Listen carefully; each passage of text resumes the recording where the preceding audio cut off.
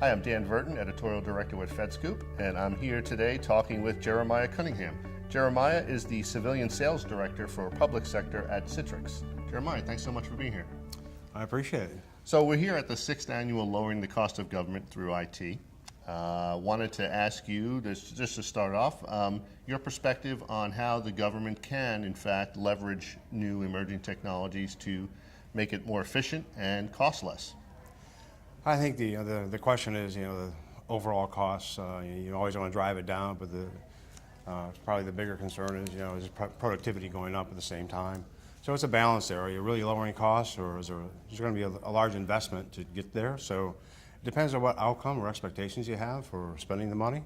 So I think pure lowering costs is difficult in the short term, but lowering costs and increasing productivity and delivering a better service to the citizen is definitely within reach here in the near end, certainly the medium term. So there's a lot of talk now about open data, the promise of open data. What have you seen over the last year in terms of open data and its ability to drive new efficiencies in government? I think in open data, there's certainly a lot of talk, webinars, seminars, conferences on open data. I think open data really is going to get to the point of better decisions, and that's really what open data means is, can you gather the data, mine the data, and then drive to better decisions, and that'd be in the government and public sector, would be better decisions for employees and better decisions and better data to the citizen. And I think once you can do that, you're going to get more specific service to the citizen. Now the other mega trend, in addition to things like open data, would be the budget pressures that the government is under right now. There's a lot of talk about this push to the bottom, lowest cost, technically acceptable, things of that nature.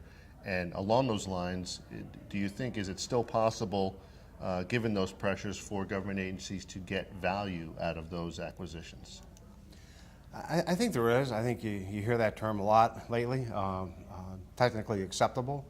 The government has some really strong advocates for solutions. Government has a lot of smart people acquiring the solutions and the products, and the solution sets. And outside of the procurement side, the people that are, I'll say, baking the solutions, they're getting stronger and stronger to, hold the procurement side to acquire what is necessary. I think that's where sometimes if there's a disconnect, it goes from here's what will succeed and we can execute on and we can get the efficiencies from, but can we acquire it? And I think that sometimes a disconnect, and I think that's where the work is going forward. Are there changes you would like to see in the acquisition process that might improve the government's ability to? I think you can always say, streamline the acquisition process. Right. Is probably the term that's easy to say. I think the lowest acceptable price it drives for the community, I think, will change. Right now we have just a lot of people in the channel, and I think that in the longer term will change. There'll be a new model on how the industry delivers to the government, and I think right now we're kind of everyone thinks there's going to be change, but we're also relying on I'll say the old way, the way that's proved pretty well. I mean the government runs pretty well. Everyone likes to make it better, but there's a lot of good going on too.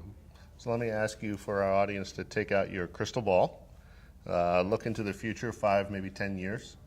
What do you think the government IT ecosystem will look like, and will it, in fact, in keeping with the theme of this conference, cost less money to operate?